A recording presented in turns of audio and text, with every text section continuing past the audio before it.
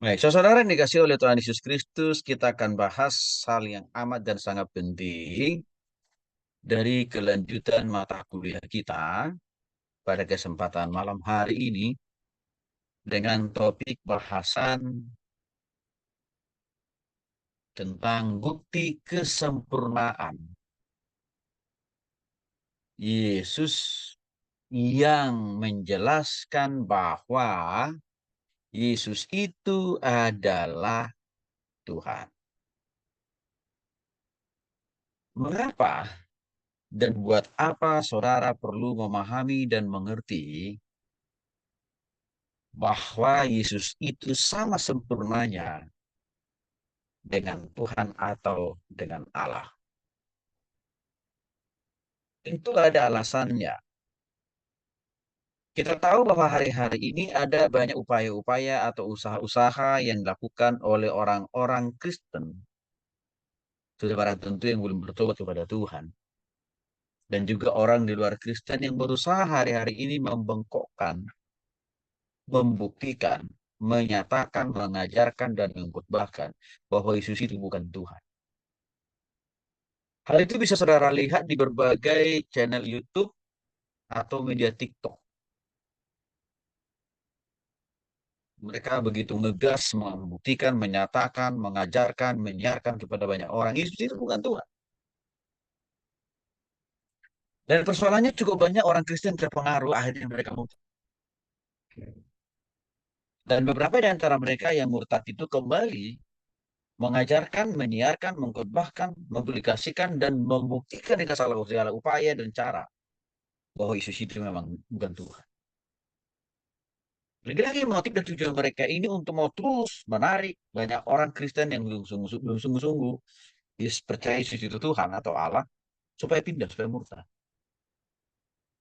Nah, maka inilah yang menjadi salah satu alasan mengapa hal ini perlu saudara pahami. Supaya saudara tidak menjadi bagian-bagian dari orang-orang yang akan ikut-ikutan murtad kemudian hari. Dan juga supaya saudara bisa menjelaskan, mengklarifikasi kepada orang-orang Kristen lainnya bahwa memang Yesus itu Tuhan. Nah, maka malam hari ini kita akan lihat. Bagian yang pertama, bukti kesamaan Yesus. Ya, bukti kesempurnaan Yesus menjadi ya sebuah fakta yang menjelaskan bahwa Yesus itu adalah Tuhan atau Allah itu sendiri. Pembuktian kesempurnaan Yesus yang menjelaskan dan membuktikan bahwa dia adalah Allah. Yang pertama, Yesus itu kudus dan benar. Apa maksudnya kudus dan benar? Artinya Yesus tidak bercacat celah dan tidak pernah melakukan dosa. Walaupun Yesus itu pernah turun ke dunia ini, bahkan hidup selama 33 tahun di dunia ini, yang notabene kehidupan orang-orang yang ada di dunia ini pada waktu Yesus datang, ya sampai sekarang, dominan mayoritas kehidupan manusia sudah dibelenggu, sudah dikuasai dan dikendalikan dan diperalat oleh iblis dan juga dosa. Namun, ya, karena Yesus itu Tuhan, karena Yesus itu Allah, dia tidak pernah ikut tercemar, tercampur, terpengaruhi, bahkan berbuat dosa satu titik pun. Waktu dia hidup di dunia ini, atau waktu dia ada di sekitar orang-orang berdosa. Mengapa? Karena Yesus itu Tuhan. Karena Yesus itu tidak punya cacat celah dan juga tidak punya kekurangan apa. Hal itu dapat kita lihat. Di dalam Yohanes pasal 8 ayat 46 di sana mengatakan, di mana Yesus sendiri bersaksi bahwa ia tidak melakukan dosa. Sudah barang tentu apa yang dikatakan oleh Yesus ini tidak hanya sekedar omong kosong. Ya, dan kenyataannya banyak orang-orang Farisi, orang-orang Yahudi selama dalam kehidupan Yesus di dunia ini berusaha mereka mencari, mengubur-ubur, mengotak-atik kira-kira di mana bentuk-bentuk dosa dan kesalahan Yesus. Dan Tuhan Yesus pernah bertanya itu kepada orang-orang Farisi, tokoh-tokoh agama. Coba kalian buktikan. Dosa apakah yang pernah saya lakukan selama ini?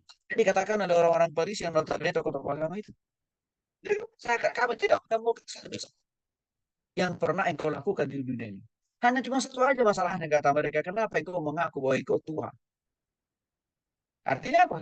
Pengakuan bahwa Yesus itu Tuhan bukan dosa. Bukan. Jadi artinya, perkataan Yesus dalam Yohanes pasal 8 ayat 46, itu justru dibuktikan oleh orang-orang yang menentang Yesus, orang-orang Farisi, tokoh-tokoh agama, bahwa memang Yesus tidak pernah berbuat dosa. Jadi artinya apa? Perkataan Yesus ini bukan hanya sekedar omong kosong, bukan hanya sekedar pembelaan diri, bukan.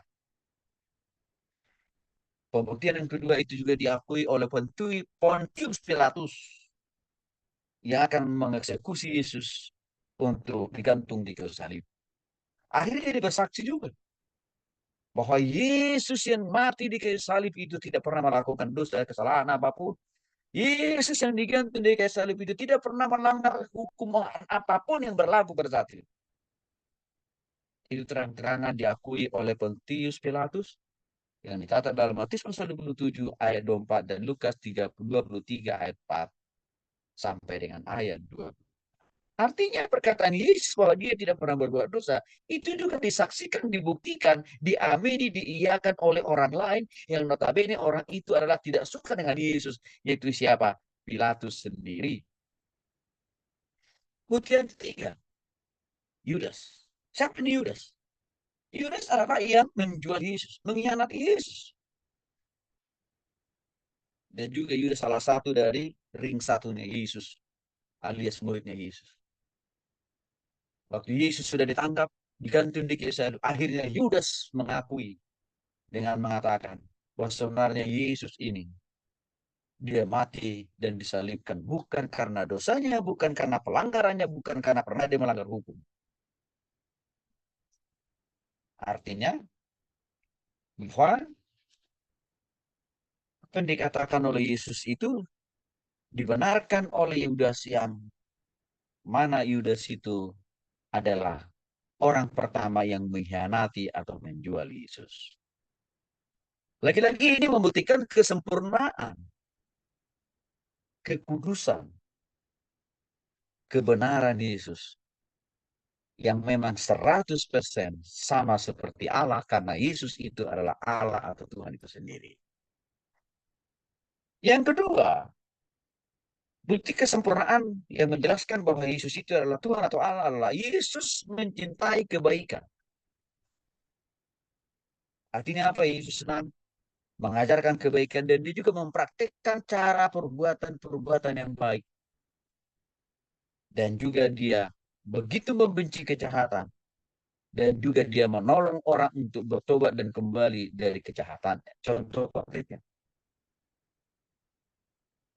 waktu Yesus melakukan banyak perbuatan baik dengan menyembuhkan orang-orang yang dirasuki oleh setan atau iblis. Yang dicatat dalam kisah para rasul 10 ayat 38.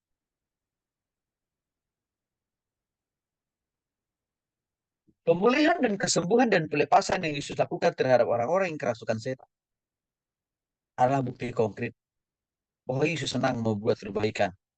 Yesus senang menolong orang lain. Yesus senang juga membebaskan orang dari belenggu atau keterikatan setan. Hal yang kedua, Yesus senantiasa juga melakukan apa? Menyenangkan hati Allah. Artinya selama Yesus hidup di bumi ini tidak pernah satu titik pun perkataan, tindakan, perbuatan, apapun yang dilakukannya yang bertolak belakang atau yang berlawanan atau yang kontradiktif dengan isi hati, isi pikiran daripada Tuhan atau Allah. Tapi selalu sama 100%. Hal itu membuktikan bahwa Yesus itu bukan pribadi yang berbeda dengan Allah, tetapi Yesus itu sama. Adalah Allah itu sendiri. Yang ketiga, waktu Yesus menegur orang munafik dan orang jahat dicatat dalam Matius 6 ayat 2 dan 5 sampai dengan ayat 16 dan juga Matius pasal 23. Ini menunjukkan bahwa Yesus itu tidak mau pelin-pelan, tidak mau kompromi. Dia selalu tidak lulus dengan apa yang dipikirkan, apa yang dikerjakan oleh Allah, karena memang Yesus itu adalah Allah itu sendiri. Bukti berikutnya, Yesus juga menghendaki supaya para murid selalu hidup dalam kekudusan, hidup dalam kesucian setiap detik, menit, jam, hari, minggu, bulan, dan tahun, sampai selama-lamanya. Hal ini kita lihat contoh konkretnya waktu Yesus mengajarkan muridnya supaya mereka harus selalu hidup dalam kekudusan, hidup dalam kesucian. Dan Yesus tidak hanya mengajarkan itu, tapi Yesus juga memberikan contoh yang real kepada para murid bagaimana berpikir benar, berpikir kudus, berpikir suci, bahkan juga bertindak dan berperilaku yang kudus dan suci. Jadi artinya apa? Yesus itu memberikan penjelasan, pengajaran, khotbah, tapi juga di waktu yang bersamaan dia mempraktikkan semua isi dari khotbah, isi dari pengajarannya secara real. Dengan cara apa? Dia juga menjaga, memberikan model hidup yang kudus dan suci.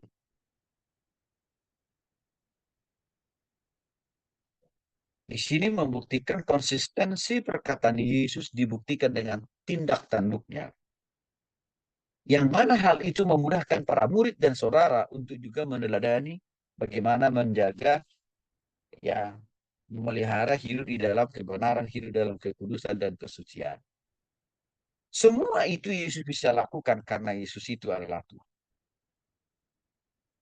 Para nabi dan para rasul, bahkan tokoh-tokoh agama, pendiri agama di dunia ini, boleh saja khotbahnya baik, hebat, tapi belum tentu 100% isi khotbah, isi pengajarannya dia lakukan tiap-tiap hari, tiap-tiap saat.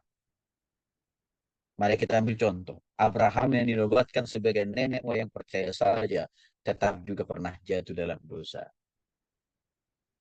Musa yang pernah dipercaya oleh Tuhan memimpin bangsa Israel dari Mesir menuju tanah perjanjian Kanan juga pernah jatuh dalam dosa juga. Ditambah lagi Daud serta Salomo yang juga pernah jatuh dalam dosa, bigami, perselingkuhan, juga lagi yang lain. Bahkan sekali bermurid Tuhan Yesus, Yudas mengkhianati Yesus pula. Petrus menyangkal Yesus selama 3 kali, sebanyak 3 kali. Bagaimana dengan para pendiri dan pemimpin tokoh-tokoh agama yang lain? Sama. Selalu ada saja titik-titik kelemahan mereka dalam tindakan dan perbuatannya. Tapi kalau Yesus selalu clear dan clean dari dosa dan kesalahan, baik dalam perkataan, baik dalam praktik hidup. Dan hal itu terjadi karena Yesus itu adalah Tuhan atau Allah itu sendiri. Bukan Yesus juga berdoa supaya para murid-muridnya selalu hidup dalam kekudusan dan kesucian. Dicatat dalam Yohanes pasal 17 ayat 17.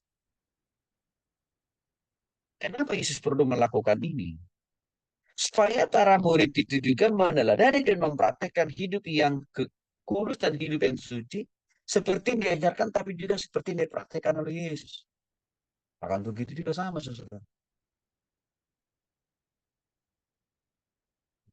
Kenapa kita juga perlu menjaga, memelihara kehidupan yang kudus dan suci tanpa merokok, tanpa mengkonsumsi narkoba, miras, dan lain sebagainya. Karena kita punya Tuhan, Yesus, yang sudah memberikan model dan contoh.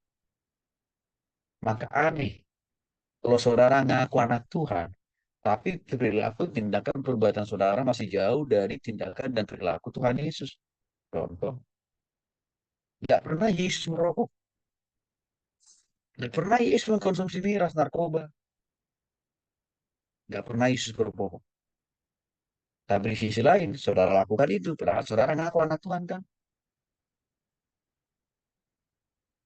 Nah, untuk itu sebenarnya Tuhan selalu berharap supaya kita ini meneladani kehidupannya.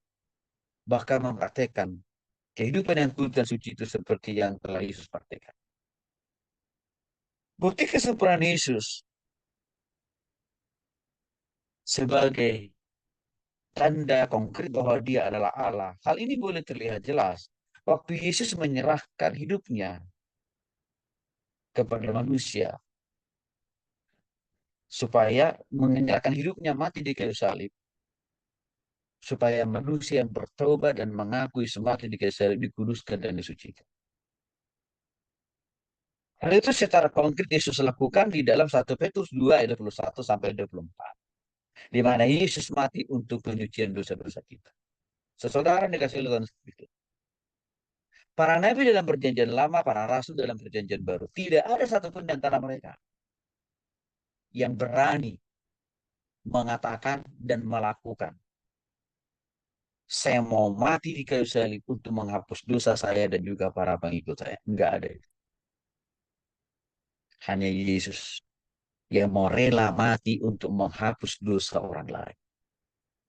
Tapi para nabi, para rasul, bahkan pendiri dan pemimpin agama apapun di dunia ini, tidak ada yang bisa melakukan seperti yang Yesus lakukan.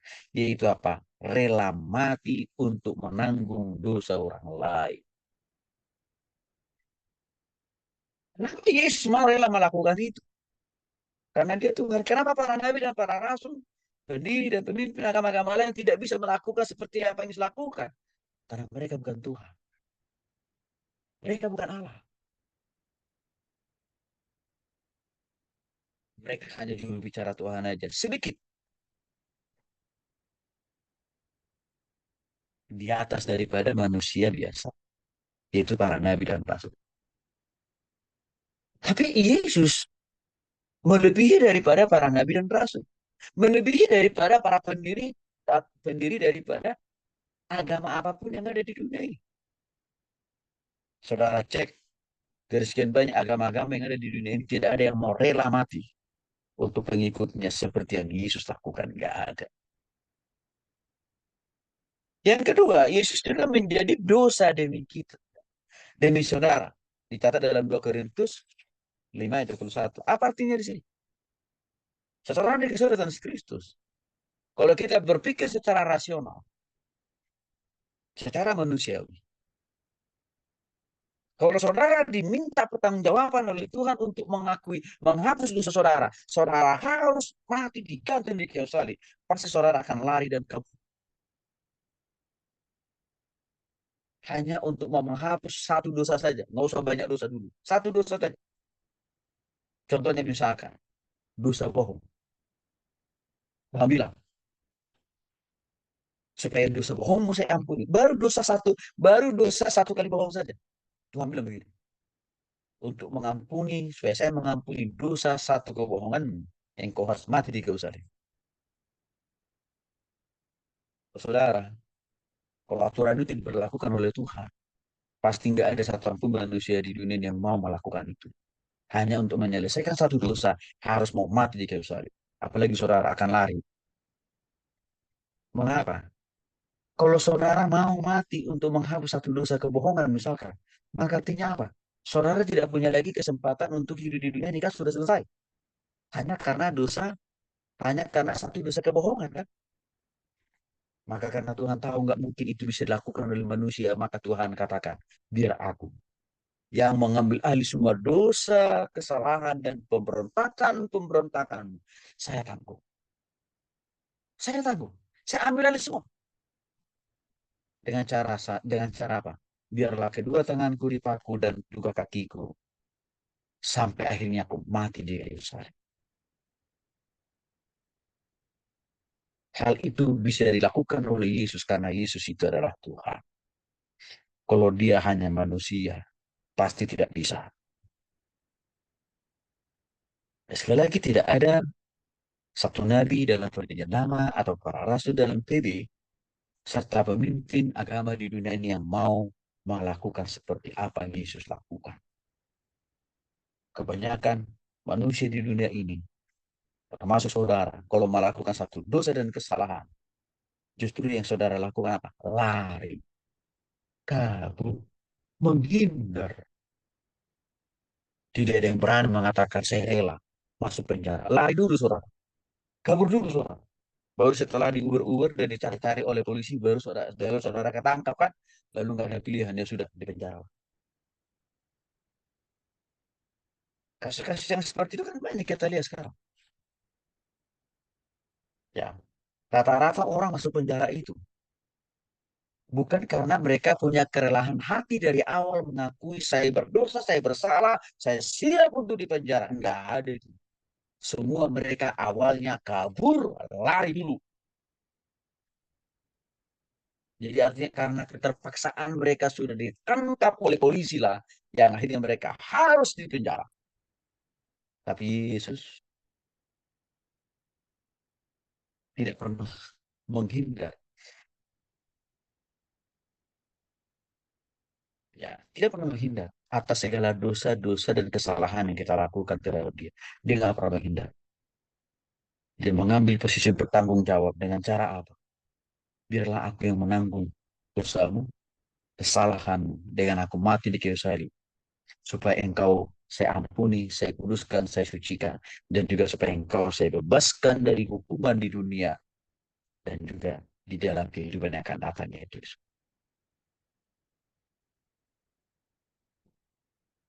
lagi-lagi semua itu